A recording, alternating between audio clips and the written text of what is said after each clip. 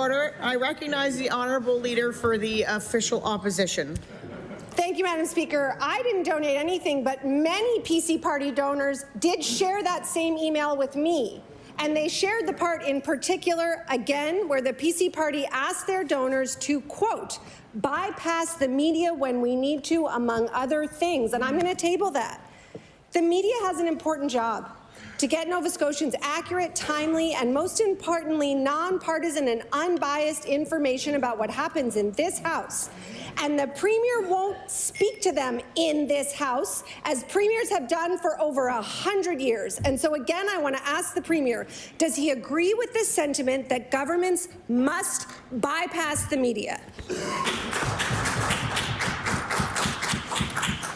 I recognize the Honourable Minister of Legal Affairs. Let's just do that one.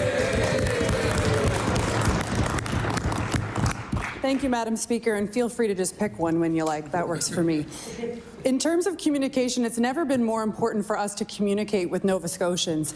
It's important that they have clear messaging from us from a non-partisan perspective, and we'll continue to deliver that on a regular basis. The Premier and the team have always been accessible to answer questions of Nova Scotians, and will continue to do that. Thank you so much. I recognize the Honourable Leader of the official opposition. Thank you, Madam Speaker. And I'll remind the House that this was a partisan fundraising email that was asking donors to bypass the media. And the minister who responded was formerly the Minister of Communications Nova Scotia, who had that task, but it doesn't exist anymore.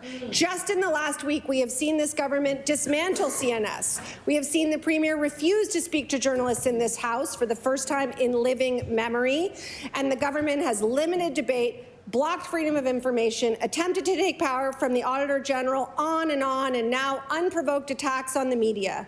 My question is, why is this government so afraid of accountability? I recognize the Honourable Premier. Thank you. There's the whole litany of imagination there, shall we say, Madam Speaker.